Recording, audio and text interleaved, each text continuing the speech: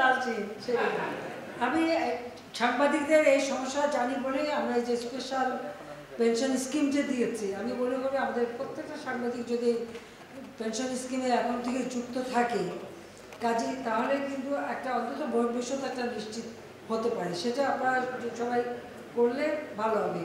বরং মালিকদের উপরে একটা চাপ দেওয়া যায় যে পেনশন স্কিমে তারা যারা যুক্ত হবে তাদের অন্তত যে এটা দিতে হবে তার কিছুটা হয়তো মালিকরাও 50% মালিকরাও দিয়ে দিতে পারে।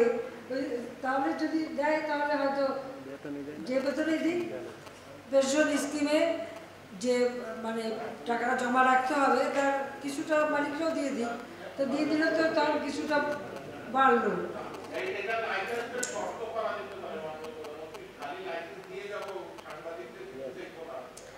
আর কি করবো, লাইসেন্স দিচ্ছি দেখে তো এত চাকরি হচ্ছে, না এলে হতো না তো।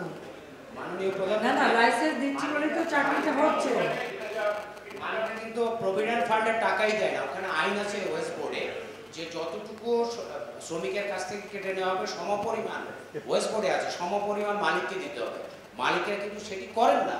এবং আমাদের সামনে আজকে আমরা বামপন্থীদের হয় নাইম ভাই বোধ হয় প্রেস সেক্রেটারি বা বাম দিকে প্রশ্ন করার সুযোগ বেশি পেয়েছি আমরা।